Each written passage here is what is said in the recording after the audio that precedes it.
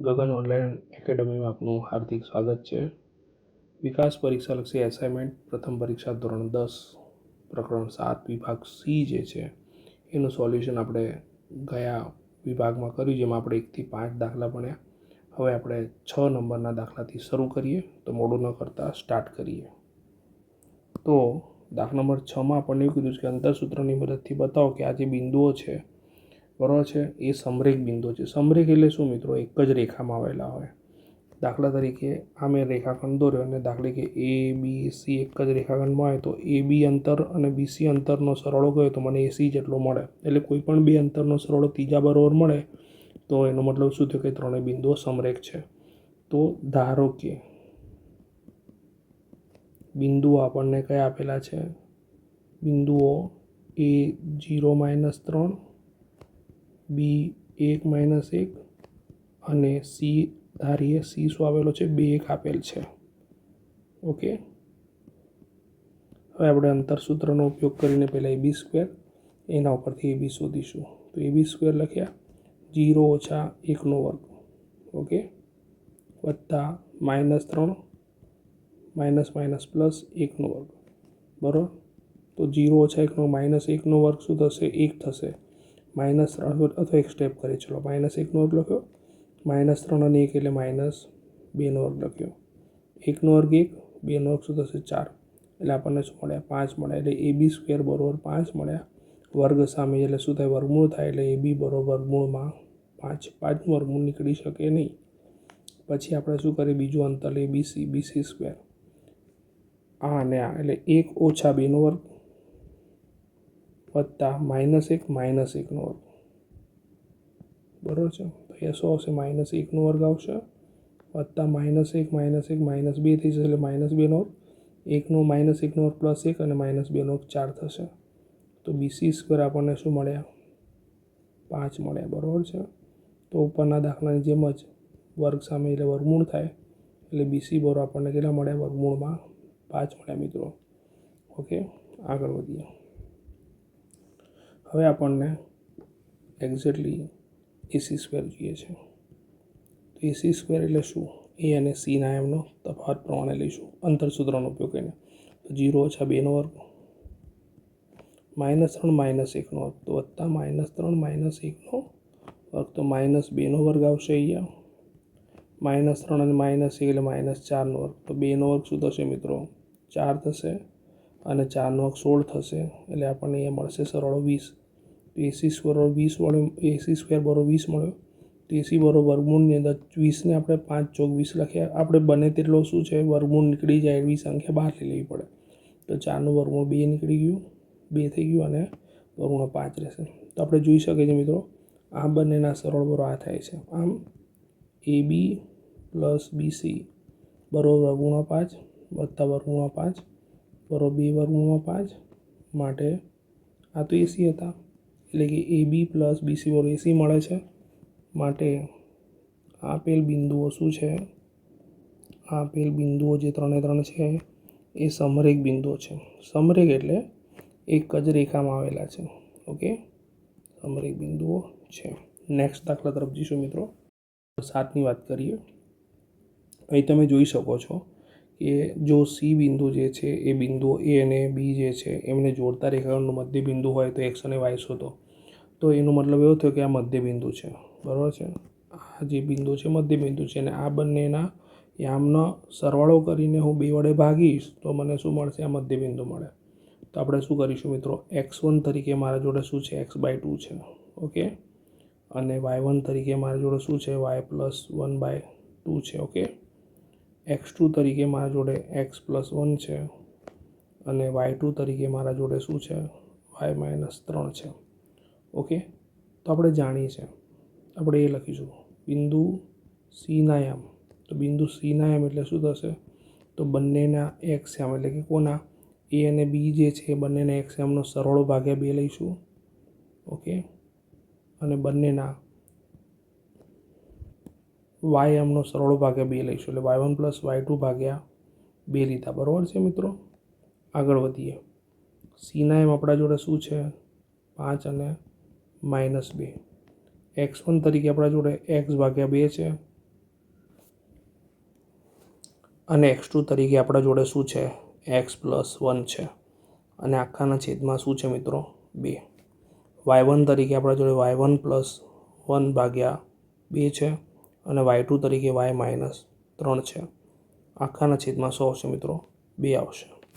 હવે આપણે શું કહીશું મિત્રો, બંનેના એક્સ એમ અને બંનેના વાય એમને સરખાઈએ બરાબર છે. તો શું થશે, બંનેના એક્સ એમ એટલે 5 અને સામે x/2 + x+1 ભાગ્યા 2 છે તથા વાય એમ જે છે શું થશે -2 બરાબર y+1 ભાગ્યા 2 + y-3 ભાગ્યા 2. મિત્રો ઘણી બધી રીતે ગણી શકાય, આપણે આ રીતે ગણીશું. તો 2 પંચા શું થયા 10 થયા મિત્રો. આ બે આના જોડે ગુણાય આના જોડે ગુણાય એટલે શું થશે x + 2x + 2 × 2 છેદમાં 2. ફરીથી એકવાર આ 2 સામે જતા રહ્યા છે એટલે આ 2 તો જતા રહ્યા, 10 થઈ ગયા. પછી આના 2 આવેલા છે સેમ ટુ સેમ અહીંયા 2 દુ 4 થઈ ગયા પણ -4. આ 2 આના બંને જોડે ગુણાશે, આના જોડે અને આના જોડે. તો y+1 તો લખ્યા પણ શું થશે 2y અને 2 તરી 6 પણ આખાના છેદમાં 2 તો આવવાના જ. આ કયા 2 આવ્યા દર વખતે, તો જો એક આ 2 અને આ 2 જે છે હવે 2 આવે બરાબર છે. બાકી જે આપણે જે જૂના 2 હતા આ 2 અને આ 2 જે હતા એ આપણે આના જોડે ગુણીને આપણે આ જવાબ લઈ દીધેલો છે. ઓકે, એટલે કન્ફ્યુઝન ના થવું જોઈએ. હવે જો મિત્રો આગળ વધીએ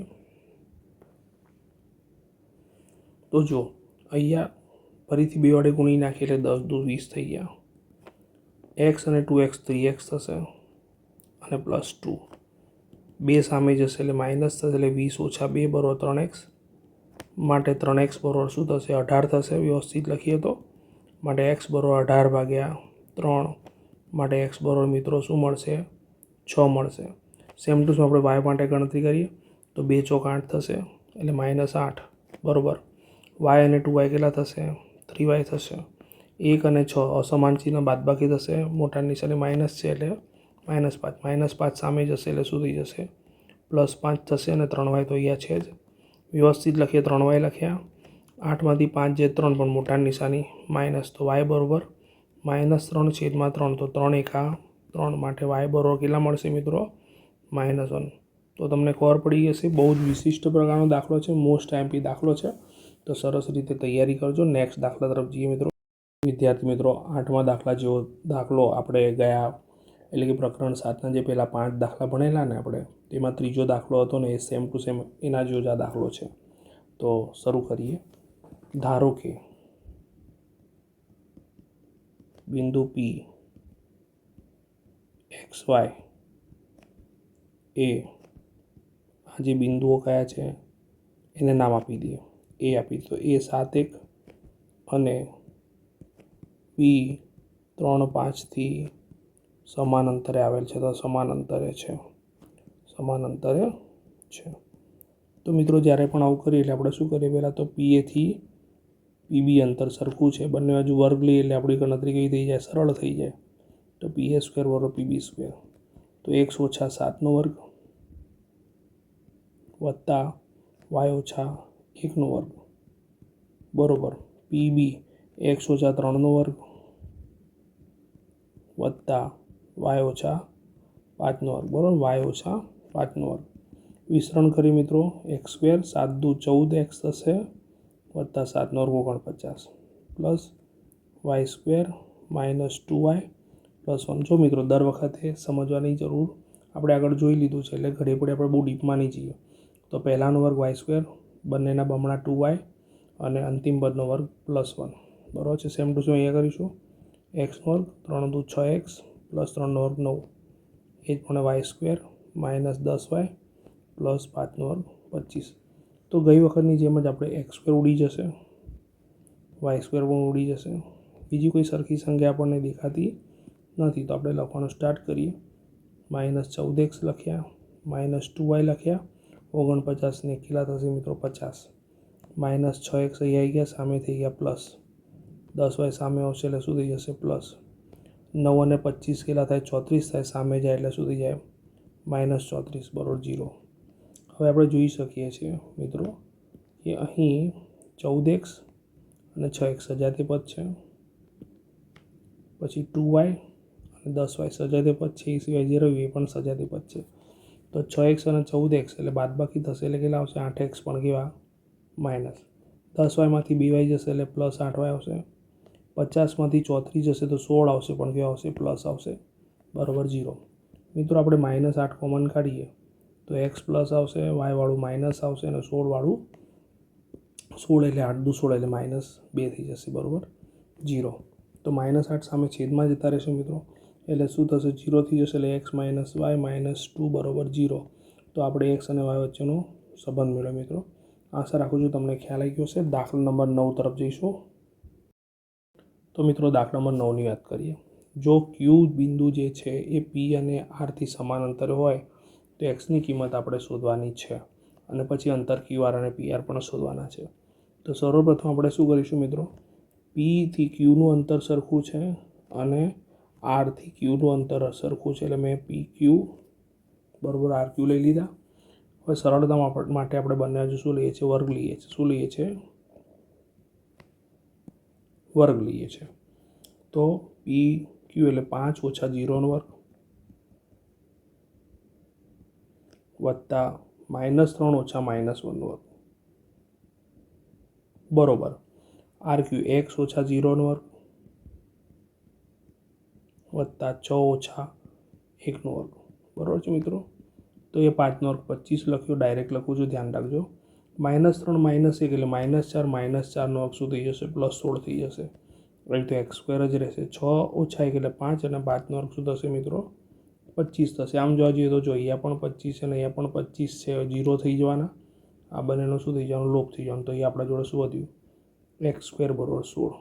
તો આપણે જાણીએ છીએ મિત્રો 4નો વર્ગ પણ 16 થાય અને -4નો વર્ગ પણ 16 થાય એટલે વર્ગમૂળ +16 માઇનસ મેં શું લખ્યા વર્ગમૂળમાં 16. તો x બરાબર આપણને શું મળે +16 - 4. તો મિત્રો આપણને xની કેટલી કિંમત મળી, બે કિંમતો મળી બરાબર છે, +4 અને -4 બરાબર છે. તો આપણે x શોધી નાખીએ. હવે આપણો વારો છે QR અને PR શોધવાનો બરાબર છે.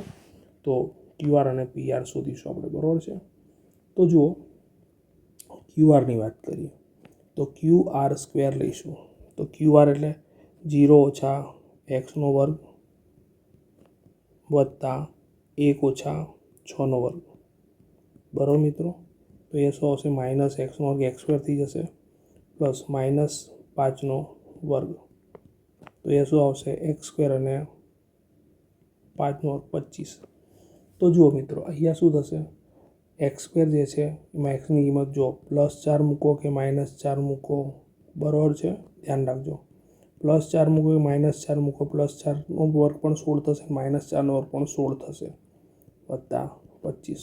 16 અને 25 41 થશે એટલે QR² આપણને કેટલા મળ્યા 41. માટે QRની કિંમત શું થશે વર્ગ સામે જશે એટલે વર્ગમૂળ એટલે QRની કિંમત આપણા જોડે કેટલી થશે વર્ગમૂળમાં 41 બરાબર છે.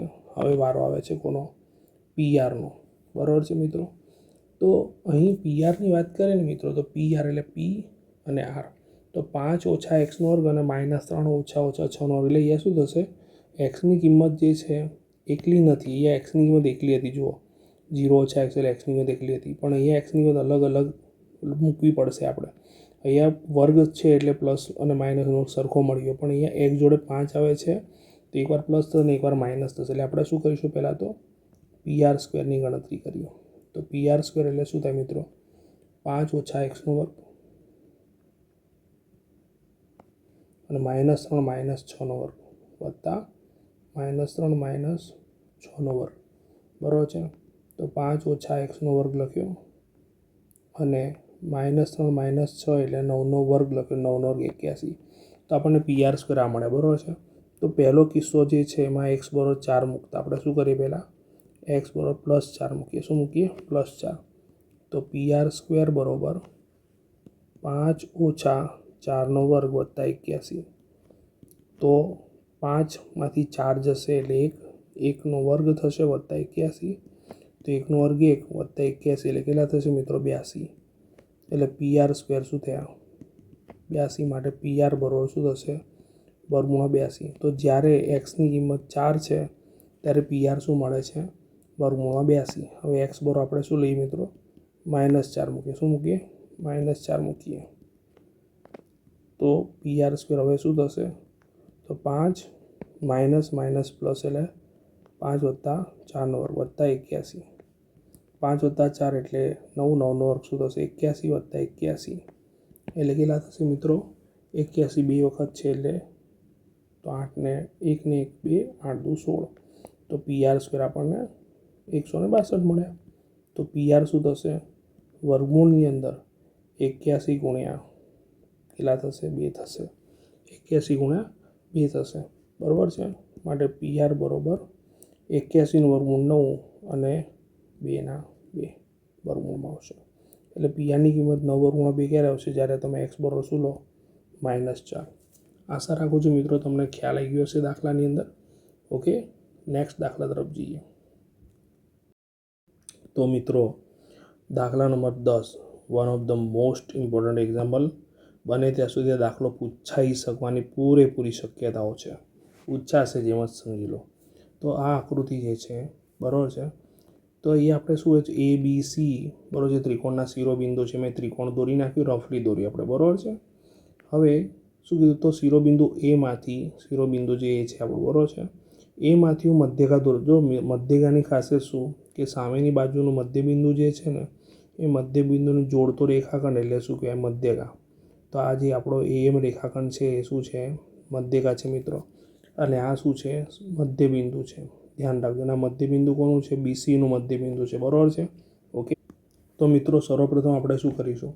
મધ્યબિંદુ શોધીશું. જો મધ્યબિંદુ મળી જાય તો પછી અંતરસૂત્રની મદદથી M શોધીશ એટલે M મને મળી જશે મધ્યગાની લંબાઈ, બરાબર છે. તો મોડું ન કરતાં શરૂ કરીએ આપણે અહીંયા કે બિંદુ MXY એ BC રેખાખંડનું શું છે? મધ્યબિંદુ થશે. કારણ કે શું? AM રેખાખંડ એ શું છે? મધ્યગા છે. શું છે? મધ્યગા છે. તો જ મધ્યબિંદુ થાય, બરાબર. તો MXY ધ્યાન રાખીએ. MXY શું થશે? તો જો -3 -1 -3 વત્તા -1 ભાગ્યા 2 -2 +8 ભાગ્યા 2. તો એ -4 ભાગ્યા 2 અને 6 ભાગ્યા 2 આવશે, બરાબર છે. એટલે -2 2 દુ 4 એટલે -2 2 તરી 6 એટલે 3 આવશે. તો બિંદુ એમને એમ આપણને -2 3 મળી ગયા. હવે આપણે શું કરવું છે? મધ્યગા જે આપણી M છે એ એમની લંબાઈ શોધવી છે. તો એમની લંબાઈ શોધવા માટે આપણે વર્ગમૂળ જ લઈ લઈશું એટલે બહુ માથાકૂટ ના થાય, બરાબર છે. તો બંનેના XMનો તફાવતનો વર્ગ તો 5 ઓછા 2 એટલે શું થઈ જશે? 2 છે એટલે +2નો વર્ગ. બંનેના YMનો એટલે -1 -3 -1 -3 જે છે એનો વર્ગ, બરાબર છે મિત્રો. હવે આપણે શું કરીશું? 5 વત્તા 2 એટલે 7નો વર્ગ, 1 ઓછા -1 અને -3 એટલે -4નો વર્ગ, બરાબર છે. અને બધી પ્રક્રિયા શેમાં છે? વર્ગમૂળમાં જ ચાલી રહ્યું છે. તો જો 7નો વર્ગ શું થાય મિત્રો? 49 થાય. કેટલો થાય? 49. અને ચોખ્ખું કેટલા થાય? 16 થાય. પણ શેમાં? વર્ગમૂળમાં જ આવશે, બરાબર છે. હવે આનો સરવાળો કરીએ તો 9 ને 6 15 વધી પડી 1 એટલે 4 ને 1 5 ને 1 6 તો વર્ગમૂળમાં 65. તો મિત્રો મધ્યગાની લંબાઈ કેટલી હશે? વર્ગમૂળમાં 65 હશે મધ્યગાની લંબાઈ. તો આશા રાખું છું મિત્રો તમને ખ્યાલ આવી ગયો હશે. ખૂબ જ ઝડપથી હું તમારા માટે આ સોલ્યુશન્સ લાવવાનો પ્રયત્ન કરી રહ્યો છું. બધા ઘણા મોટા દાખલાઓ છે તો થોડોક સમય પણ લાગે છે, પણ આશા રાખું છું તમે આને સરસ રીતે રિવાઇઝ કરો, કેમ કે આ દાખલાઓ બોર્ડની પરીક્ષા માટે પણ ઉપયોગી છે. તો આ તમે એવું ના સમજશો કે પ્રથમ પરીક્ષા માટે જ વિડીયો કામ આવશે. આ વિડીયો તમને છેલ્લી પરીક્ષાઓ સુધી કામ આવશે. એટલે આ વિડીયોને સતત જોતા રહેજો, ભલે પ્રથમ પરીક્ષાના છે. તો આશા રાખું છું તમે મારી વાત સમજી ગયા છો. અને જો મારો વિડીયો તમને ગમે તો લાઈક કરવાનું ભૂલતા નહીં, શેર કરજો, સબસ્ક્રાઈબ કરજો, બરાબર છે. તો ત્યાં સુધી હું બીજો વિડીયો તમારા માટે બનાવું. ત્યાં સુધી તમે આ બધા વિડીયો જે મળ્યા છે એમનું રિવિઝન કરો. ત્યાં સુધી bye bye. Have a nice day.